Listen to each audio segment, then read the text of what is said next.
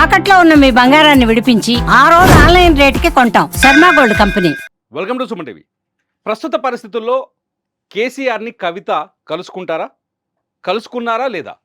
America నుంచి వచ్చిన తర్వాత నిన్న ఏదైతే తను రాసినట్టుగా బయటకు వచ్చిన లేఖపై తీవ్రంగా స్పందించిన కవిత, నేను రాసిన లేఖను లీక్ చేసింది ఎవరో ప్రజలే అర్థం చేసుకోవాలని, పార్టీలో కోవట్టులు ఉన్నారని, కోవట్టుల పని పడతామని కవిత నిన్న చాలా గద్గదమైన స్వరంతో, గంభీరమైన స్వరంతో మాట్లాడారు.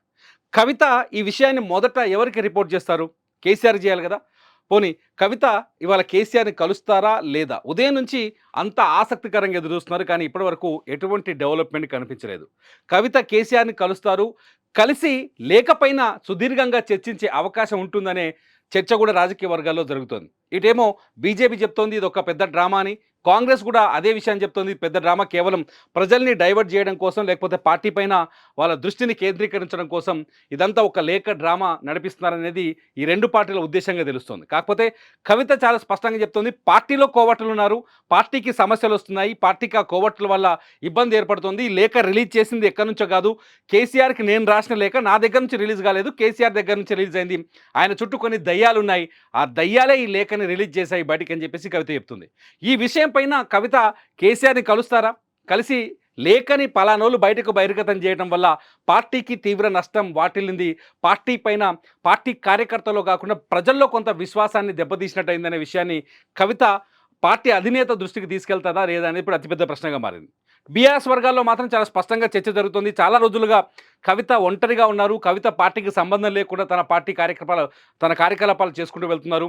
తెలంగాణ జాగృతితోటి పార్టీ కి ఇష్టం ఉందా లేదా అనే విషయాన్ని తెలుసుకోకుండానే, పార్టీతో ఎటువంటి సంబంధం లేకుండానే తెలంగాణ జాగృతి పేరుతోటి ప్రజల్లో కార్యక్రమాలు తీసుకెళ్లారు అనే చర్చ బీఆర్ఎస్ వర్గాల్లో కూడా ఉంది. సో పార్టీకి సంబంధం లేకుండా ప్రజలకు వెళ్తున్న కవిత ఇప్పుడు కేసీఆర్ దగ్గరికి వెళ్ళి ఏం చెప్పబోతున్నారు?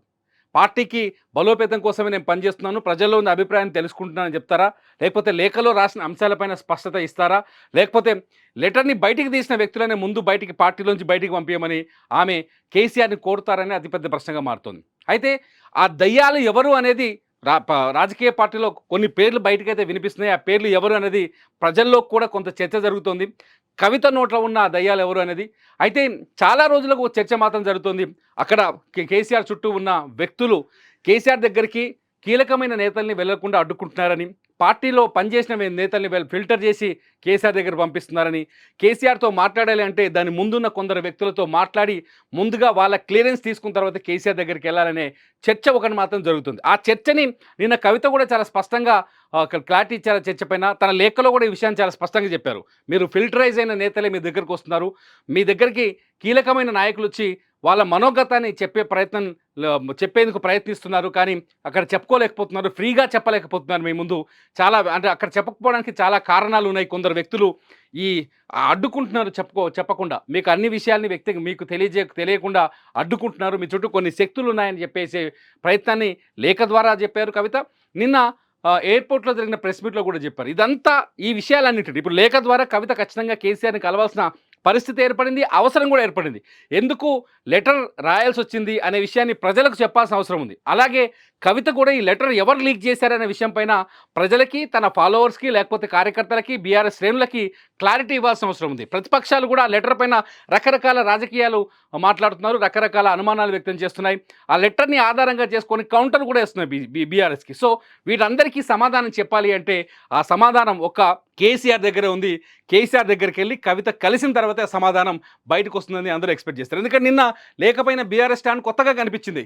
పార్టీలో ఆ లేఖ పైన రకరకాల ఊహాగానాలు వచ్చినాయి. కొందరు పార్టీ నాయకులు కూడా చాలా స్పష్టంగా చెప్పారు, అది కవిత రాసిన లెటర్ కాదు, అది ఒక ఫేక్ లెటర్ అని ముందుగా ప్రచారం చేసే ప్రయత్నం చేశారు. ఆ తర్వాత కవిత లెటర్ రాసింది నేనే, నిజమే, 2 వారాల క్రితం నేనే రాశానని చెప్పడంతో బీఆర్ఎస్కి కవితకి మధ్య కమ్యూనికేషన్ గ్యాప్ కూడా చాలా ఎక్కువగా ఉందనేది చాలా స్పష్టంగా అర్థమవుతుంది. ఇటు బీఆర్ఎస్ కూడా పార్టీ నాయకులందరికీ చెప్పినట్టు కొంత సమాచారం ఉంది. ఎవరు కవిత లెటర్ పైన బహిరంగంగా ఎవరితో మాట్లాడొద్దు, మీడియాలో కూడా మాట్లాడొద్దని ఒక ఆర్డర్ వేసినట్టుగా తెలుస్తుంది.